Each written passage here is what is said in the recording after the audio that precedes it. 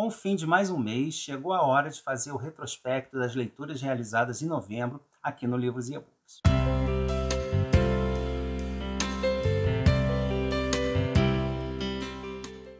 Olá, você está no Livros e E-Books, eu sou o Carlos, sejam todos muito bem-vindos. Se você está conhecendo o canal agora, dê uma olhada no conteúdo que já foi publicado. Se gostar, assine o canal, ative o sininho de notificações e não esqueça de deixar seu joinha para ajudar na divulgação do vídeo, tá certo? E esse é aquele vídeo que eu trago todo início do mês, mostrando as leituras que foram feitas no mês anterior, uma espécie de vitrine de tudo que eu li, de uma forma mais rápida, mais superficial, porque nem todos os livros que eu leio ganham um vídeo exclusivo aqui no canal. E o mês de novembro foi bem complicado em matéria de leituras, principalmente porque eu retornei ao trabalho presencial todos os dias, e além do trabalho estar normalmente um tanto quanto atrasado por conta da pandemia, nós ainda teremos um novo chefe a partir agora de dezembro, então foi um corre-corre terrível para tentar deixar tudo o mais organizado possível. Então, além do cansaço e do desgaste maiores, eu ainda tive que trabalhar mais horas e tudo isso afetou principalmente a qualidade das minhas leituras. Porque muitas vezes, por conta do cansaço, eu começava a ler, pegava no sono, e aí no dia seguinte tinha que pegar e ler várias páginas de novo. E como eu tinha aí vários projetos em andamento, a salvação foi apelar para os audiobooks, que eu não gosto muito, mas que nesse mês me permitiram avançar um pouco nas leituras enquanto dirigia para o trabalho e voltava para casa. Mas chega de blá blá blá e vamos então ao que eu li. Todas as leituras do mês de novembro foram de projetos, ou aqui do canal, ou de leituras coletivas com outros canais. E eu vou começar falando das duas leituras que estão em andamento, todas duas projetos aqui do próprio canal.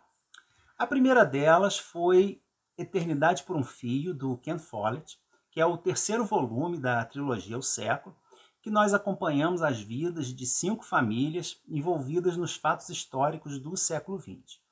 É uma leitura conjunta, estamos fazendo um grupo aí no Telegram e periodicamente nós fazemos um encontro para conversar sobre o que lemos.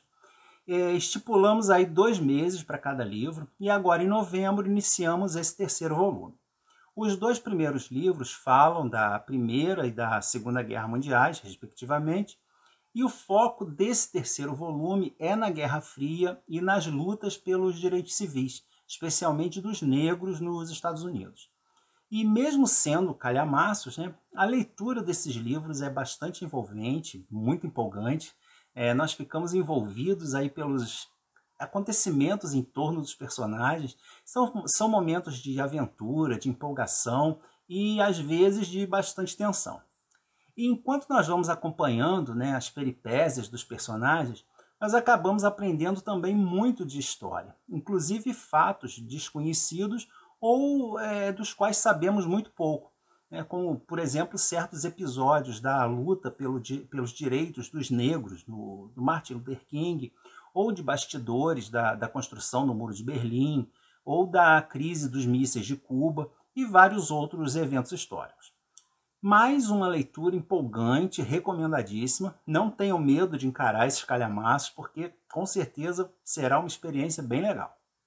O segundo projeto em andamento, mas que entra agora na sua reta final, também aqui no canal, é o Contos de Fadas em suas versões originais, que eu estou fazendo com a esposa. Nesse mês nós lemos mais 3 contos, todos eles quase desconhecidos, pelo menos para mim. 2 deles são de um dos precursores desse gênero, dos contos de fadas, que é o italiano Giambattista Basile, que lá ainda no início do século XVII publicou versões de contos orais que mais tarde seriam retrabalhados e popularizados pelo Charles Perrault, pelos irmãos Grimm. Por exemplo, o conto Sol, Lua e Thalia, que é considerado precursor da Bela Adormecida, e As Três Irmãs, que já trazia ali alguns elementos da história da Cinderela, como, por exemplo, As Irmãs Invejosas. E o terceiro conto lido esse mês foi o Chicken Little, que é uma fábula bastante tradicional nos países nórdicos, que depois se popularizou tanto nas Ilhas Britânicas e nos Estados Unidos, a ponto de dar origem até mesmo a expressões de linguagem. Já tem vídeo sobre esses contos, o link vai estar aí em cima e na caixa de descrição. E para completar a leitura do livro, faltam apenas 4 contos que serão lidos agora em dezembro e em breve a gente encerra o projeto com o último vídeo. E vamos então às leituras completas. A primeira também foi projeto aqui do canal, O Pior de Agatha Christie, e o livro lido foi O Mistério do Trem Azul. Durante o ano todo, eu li aqueles que são considerados os piores livros da autora, segundo os fãs brasileiros, né? E eu dei uma pausa durante o mês de outubro, por conta do Victober, mas agora em novembro eu fiz a leitura desse que a própria autora considerava ser o pior livro.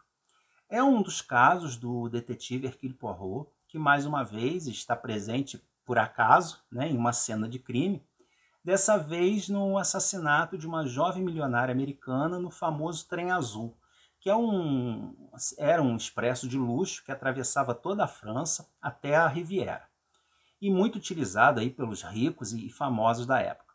Mas os motivos desse assassinato, que supostamente aconteceu devido ao roubo de um famoso rubi, e a prisão do próprio marido da vítima, que foi o principal suspeito do crime, não satisfazem o Poirot, que faz a sua própria investigação.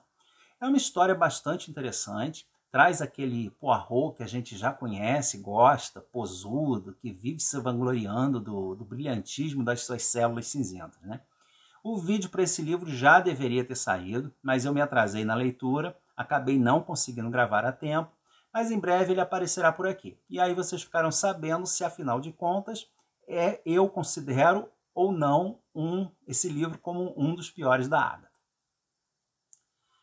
O próximo livro foi uma leitura do nosso grupo de leitura coletiva, o clássico Senhora, de José de Alencar, um livro que só pelo nome já assusta muita gente, que o associa com as chatas e difíceis leituras obrigatórias da escola. Foi meu primeiro livro do autor, eu fiquei muito surpreendido, porque eu esperava um livro ultra romântico, meloso, e ele está um pouco longe disso. Claro que, por ser uma obra clássica, né, do romantismo, ele tem muitas características do gênero, então ele tem um excesso de adjetivos, tem um exagero aí nas situações, é tudo muito melodramático, né, muito drama, mas também traz algumas ideias que destoavam bastante da época, como a liberação feminina, né, os casamentos de conveniência, a futilidade das convenções sociais, mulheres que administram seus próprios bens. Então é um livro assim já com um pezinho já um pouquinho fora do romantismo. É a história de Aurélia Camargo, que é uma jovem que, ao ser trocada por outra, né, por conta do dote, a outra tinha um dote maior a oferecer, e acaba se tornando absurdamente rica. Então ela, digamos assim, compra, né, o noivo de volta, mas de uma forma bem diferente do que ele imagina.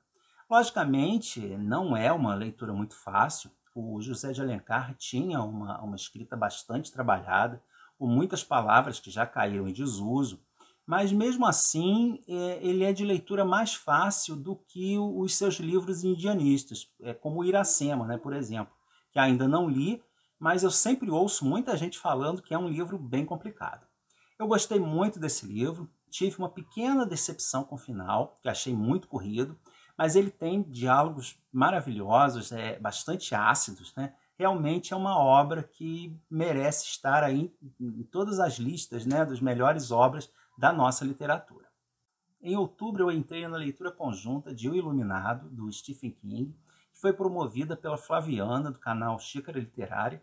Aliás, quem não conhece o canal, dê uma olhada lá. A Flaviana traz muita coisa bacana, além de ser a simpatia em forma de gente, né? O link para o canal vai estar aí também na caixa de descrição. E eu já disse várias vezes que eu tenho algumas ressalvas com o King. Os livros dele, apesar de bons, eles me cansam e eu sempre dou um bom espaço entre a leitura de um e outro. Mas eu gostei imensamente dessa releitura, né? E eu fiz uma coisa então que eu jamais pensei que faria, que seria ler 2 obras do King em sequência. Mas eu acho que não tem quem leia o Iluminado e não fique querendo saber o que aconteceu com o garotinho Danny depois de adulto. E é exatamente isso que a gente fica sabendo aqui em Doutor Sono, que foi um livro escrito e que se passa cerca de 30 anos depois do Iluminado. O Danny aqui está adulto, tem problemas de alcoolismo como o pai, e isso levou a uma quase paralisação dos seus dons. Mas ao parar de beber e começar seu tratamento no ZAA, o Danny, que agora está trabalhando em uma casa de repouso, auxilia os pacientes terminais no momento da morte.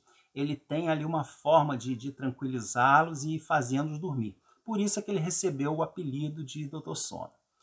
E ele acaba então entrando em contato com uma menina, a Abra, que é absurdamente iluminada, como ele, mas muito mais. E ele vai acabar sendo para ela uma espécie de mentor, né, que vai orientá-la e ajudando-a a se salvar da perseguição de um grupo de pessoas ou criaturas que viajam pelo país sequestrando e matando outras crianças iluminadas para absorverem a sua energia, absorverem ali o seu dom, que eles chamam de vapor. E que para eles é um elixir da juventude, né? Porque faz com que eles vivam quase que eternamente. É um livro bem interessante, meio chato e parado no início, quando ele mostra isoladamente esses 3 núcleos, mas que depois que as histórias individuais se misturam e a ação começa, não dá vontade de parar. Eu gostei muito, ele não tem aquela profundidade psicológica do Iluminado, mas é uma leitura bastante válida, especialmente por conta dessa curiosidade de saber o que aconteceu com o Danny depois de todos os eventos traumáticos que ele passou lá no Hotel Overlook. E para terminar, uma grande surpresa, também um projeto de leitura coletiva, o Nossa Língua Portuguesa, criado pela Virgínia, do canal Livros da Tuca, que tem o objetivo de promover a leitura de obras de escritores de língua portuguesa, sempre alternando um livro brasileiro com outro de algum dos vários países que falam português. E o livro de novembro foi essa obra maravilhosa, Uma Vida em Segredo, do Altran Dourado, que é um escritor não tão falado, mas que tem uma obra bastante numerosa e belíssima, né? Foi o segundo livro que eu li do autor, e eu acho difícil, né? Não tem como não se emocionar com a beleza, com a simplicidade desse livro curtinho. Na verdade, ele é uma novela, e ele conta a história da Biela, que é uma jovem órfã de mãe e criada em uma fazenda pelo pai, que com a morte dele é levada para morar na cidade com a família de um primo. Só que a Biela, apesar de ter muito dinheiro, ela é um verdadeiro bicho do mato, não está acostumada com etiquetas, com comportamentos sociais, com roupas finas. O que ela gosta é de correr pelo mato, trabalhar nos afazeres domésticos, ter contato com a natureza, com os animais, com as pessoas simples. Pessoas que comem, que se vestem, que conversam e que vivem sem frescuras. A princípio, a Biela até tenta se adequar àquela vida, mas aquilo tudo vai se tornando cada vez mais um fardo, até que tem um acontecimento inesperado que faz com que ela finalmente tome as rédeas da sua vida e passe a viver de uma outra forma.